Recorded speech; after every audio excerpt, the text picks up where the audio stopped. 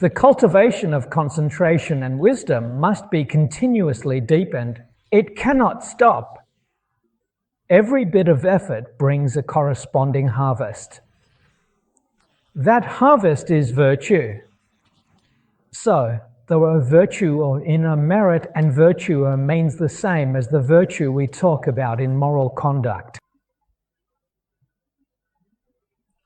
Therefore, you should understand that our blessings can be shared with others.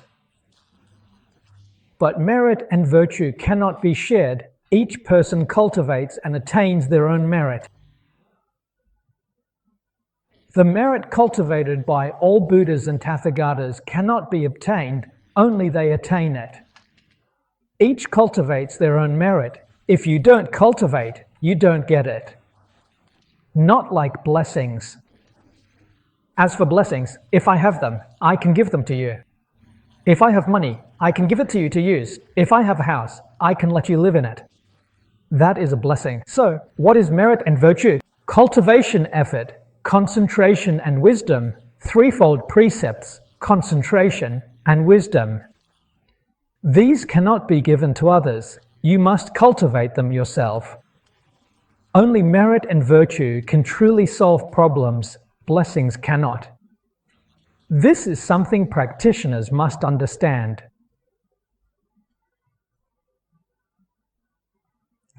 As for blessings, the Buddha explains this very clearly in the sutras and treatises.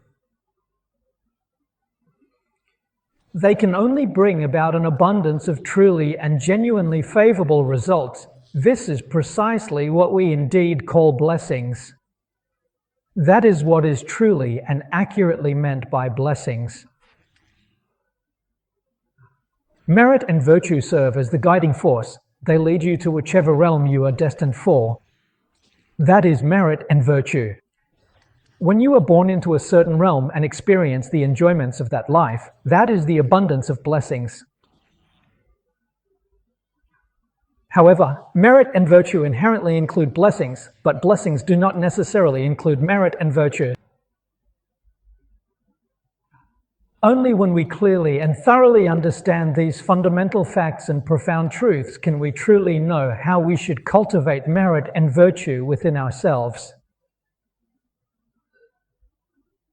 So, when we talk about benefiting sentient beings from the very starting point, it is merit and virtue.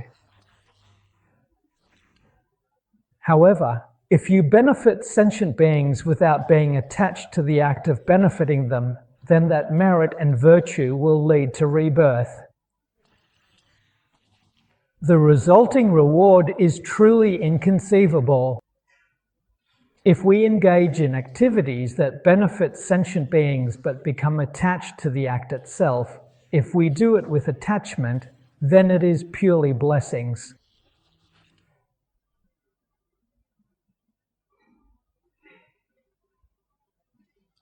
All of you fellow practitioners should know the guiding principles for a bodhisattva's cultivation, the 6 paramitas. I have previously explained these in detail to everyone present. These 6 practices. Giving, its scope is extremely broad and vast.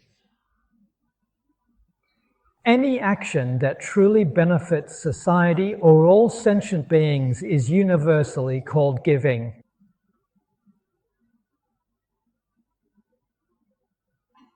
If there is no true wisdom in your giving, then that giving is just a mere blessing. The future result will be a fortunate reward, but where that reward will manifest is not certain.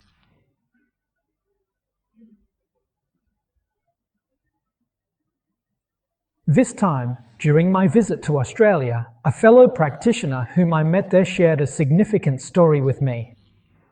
They told me that there was a very wealthy and prominent individual who had unfortunately passed away, leaving behind a truly substantial fortune of well over $100 million in various valuable assets.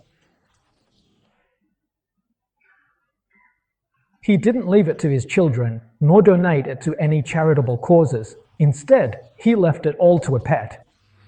He had a dog, and he had a lawyer draft a document stating all his assets would go to dog. So it was even reported in Australian newspapers. Dog became a millionaire, inheriting over 100 million in assets. What exactly can you do about that particular situation? He loved dogs so very much, so I am absolutely certain that after he passed away, he must have been reborn as a loyal and loving dog. He truly loved dogs, genuinely cared for dogs, so after his unfortunate death, he surely reincarnated as a faithful canine companion.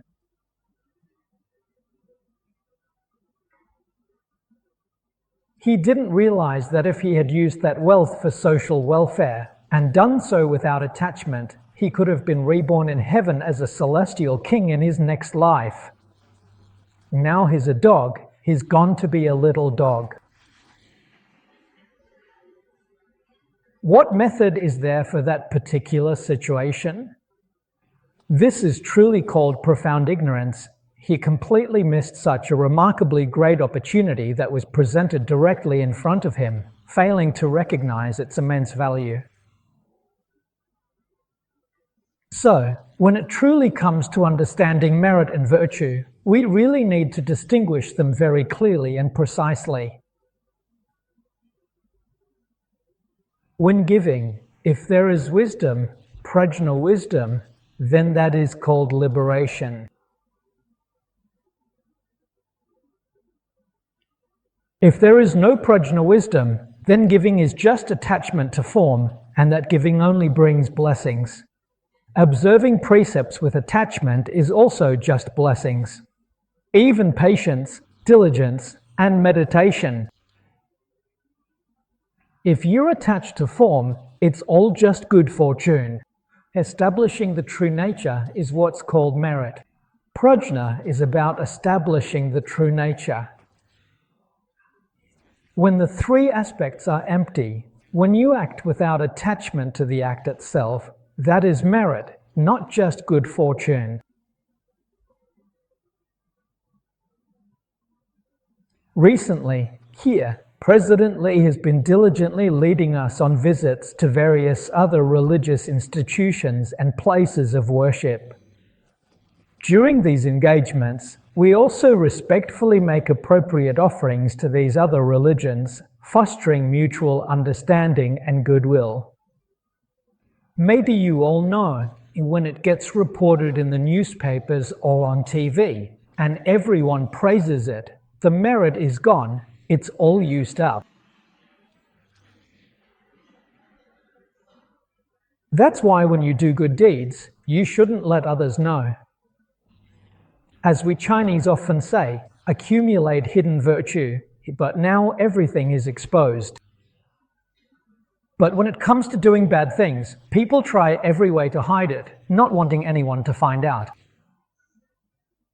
So the bad deeds aren't exposed, and the accumulation of evil just keeps growing, while even a little bit of good you do gets broadcast and is gone. So where will your karmic reward come from in the future? That's really frightening. But nowadays, as you all know, if you do even a small good deed, the media will definitely come to interview you, definitely come to publicize it. So what should you do? You must let go of all notions of giver, receiver, and the act itself. Only then can the merit and virtue you cultivate be preserved. If others publicize what you've done, I don't care, as long as in my heart I'm certain I didn't do it for recognition, then I can truly keep that merit. If you only do good deeds when someone is there to publicize it, and don't do them when no one is watching, then what you're doing is actually evil, not good at all. In the profound Liao Fan's Four Lessons, it thoroughly discusses different kinds of good. There's true and false, right and wrong, partial and complete, upright and crooked, half and full, there's a great deal to it. It all comes down to one thing. With what kind of heart are you doing things? With what kind of attitude? How you interact with others is crucial.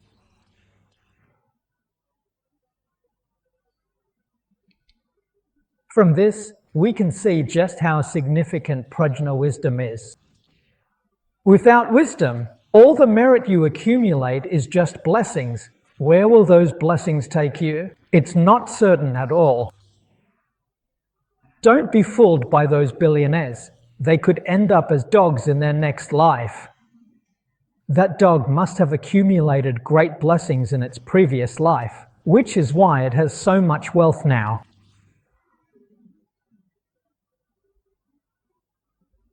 If you only cultivate blessings without wisdom, you could end up like that. When it comes to cultivating merit, we need to be very clear and very aware. The last line talks about consistently upholding the 5 precepts.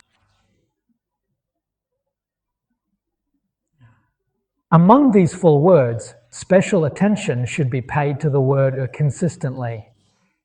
In other words, the 5 precepts are not something you practice on and off. If you do it intermittently, you can't call it consistent. It means that over this entire period, at every moment, he is practicing. When we recite the Buddha's name, if we do it every day for a week, consistency. If you come on the first and last day, but miss the days, that can't be called consistency. It's not wrong to recite the Buddha's name, but you need to start and finish properly. If you skip the days in between, it doesn't count. So, it's not considered consistent. What does it mean to be consistent? It means you practice the 5 precepts every single day without missing a single day. That's what counts as consistency. We need to understand the meaning of these 2 words, consistency, so that we know what to work on in our practice. This particular sentence clearly tells us that in our daily practice, we absolutely need to cultivate patience and adopt a truly long-term perspective. This is most definitely not something that can be accomplished in a very short period of time. It's an enduring and significant long-term endeavor. In the Buddha recitation hall, our recitation goes on for 24 hours without interruption. If you get tired from reciting, you can take a break, but don't let your mind become lax during the break. Once you've rested, quickly return to the recitation hall and continue reciting. Make this a habit. No matter how much time you spend reciting, as long as you do it in this particular way, you will truly feel content, completely whole, and deeply fulfilled. Or break time equals 0.5s/. Absolutely nothing will be lacking. You must be truly earnest about it. And when we recite in the Buddha recitation hall, it's not just for ourselves. Doing it just for ourselves is too small-minded. We do it for all sentient beings around the world today who are creating negative karma. Because those who create negative karma will have to suffer the consequences. They don't know how to recite the Buddha's name, so we recite on their behalf, don't we? When we recite for them, the merit is immense. We recite on their behalf, help them recite, but we don't get attached to the idea of reciting for others. We are truly reciting on their behalf, genuinely doing it for them. In our hearts, there is no such discrimination or attachment. This way of reciting is merit, not just good fortune.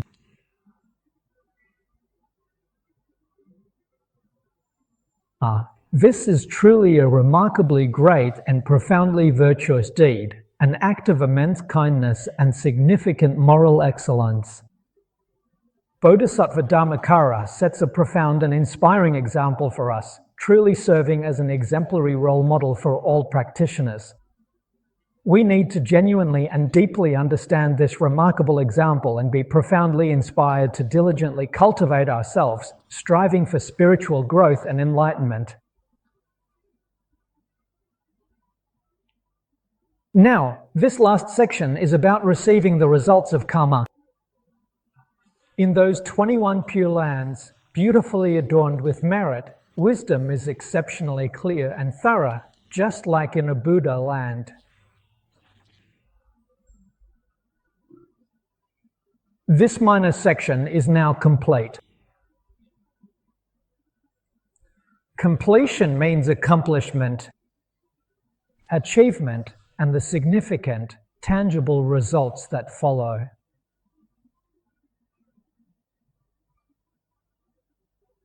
Previously, observation, selection, and diligent cultivation were all causes and conditions. Here, what's being discussed is the virtue of the result.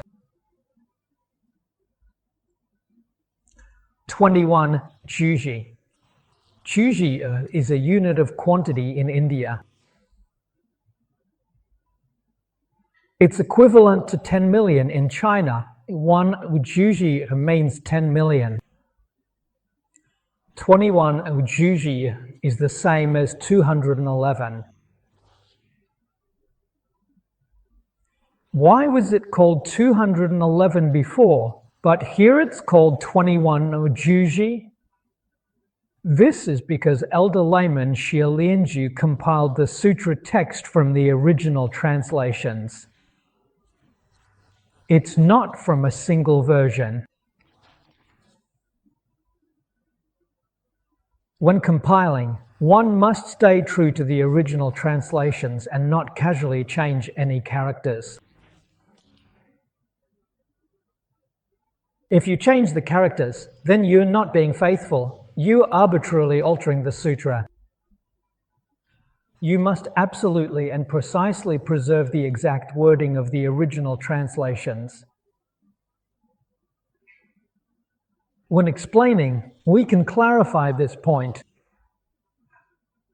As mentioned before, this 21 juji is not a literal number, it's symbolic. It profoundly represents the great perfection, which is truly the Dharma realm of emptiness, encompassing all Buddha lands. Absolutely none are left out. Within these vast Buddha lands, the merits are truly magnificent, and wisdom is remarkably clear and thoroughly penetrating. Bhikshu Dharmakara, the venerable monk, presented his significant achievements. Everything is completely clear and well understood, including both the dependent and proper retributions in all the various Buddha lands of the 10 directions and the entire universe. The principles of karma, cause and effect, and retribution.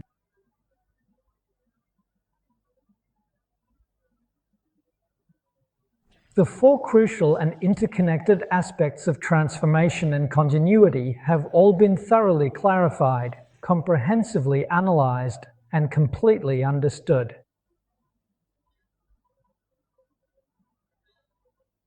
So what is the result of all this? The vast Dharma realm of emptiness profoundly arises from the very same intricate dependent origination, seamlessly interpenetrating and completely unobstructed in its boundless nature. The Buddha explained this phenomenon clearly and thoroughly for us in the Avatamsaka Sutra.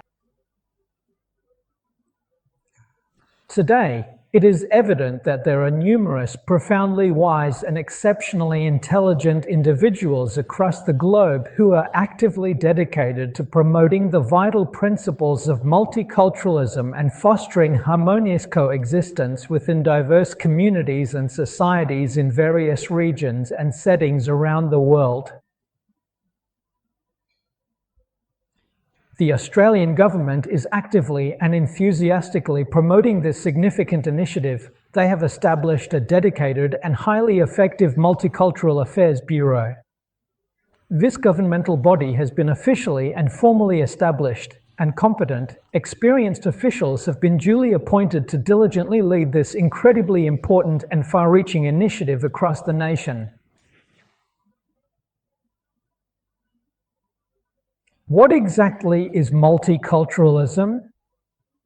How can diverse ethnic groups, with their varied beliefs, different religions, and distinct cultures, truly coexist harmoniously within a single country or a specific region? This can be achieved by profoundly respecting each other, genuinely cherishing one another, actively helping and cooperating with each other, and ultimately thriving together in mutual prosperity and shared success.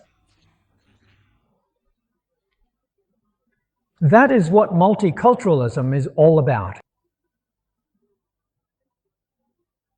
The fundamental idea and the overarching perspective are absolutely correct, but the crucial question remains, how can this brilliant concept actually be effectively put into real-world practice and implementation? That is the real, significant, and fundamental issue that we are facing. Yesterday morning, in the beautiful and diverse country of Australia, the esteemed director of the Queensland Multicultural Affairs Bureau personally came to see me. We engaged in a comprehensive and in-depth discussion regarding this very important and pressing question, how to effectively and efficiently implement it to achieve the desired outcomes. I told him, it all comes down to education. The ancient sages of China put it very well. When building a nation and governing its people, education must come first. The implementation of multiculturalism still has to start with education. So I especially suggested to him that, hopefully, at the universities, since I was only there for a few days and visited a different university each day. I visited Griffith University, University of New England, and on the last day, I was invited to the University of Queensland.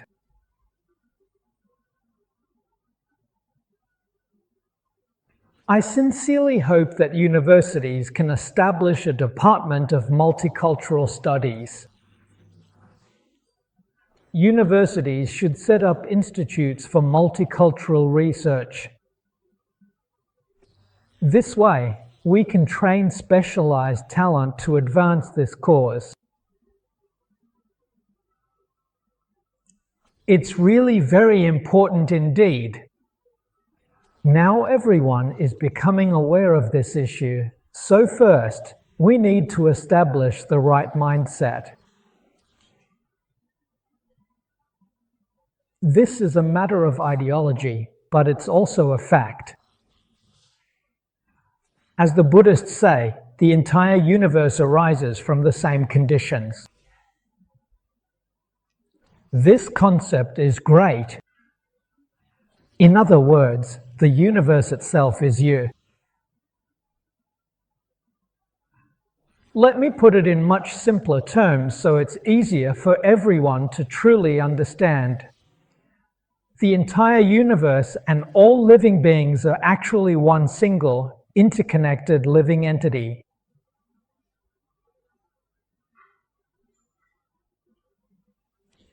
I gave the director of the Cultural Bureau an example. I said, for instance, our entire body, this physical body is a single, unified life, and what fundamentally makes up our body are individual cells. In fact, cells are a kind of community. Why is that? If you analyze further, each cell is made up of countless atoms. If you break down atoms, you get electrons and nucleons, and if you go even further, you get particles. So a single cell is actually a community.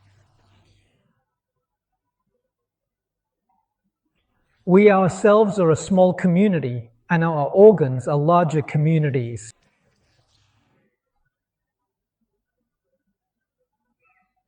This analogy is easy to understand.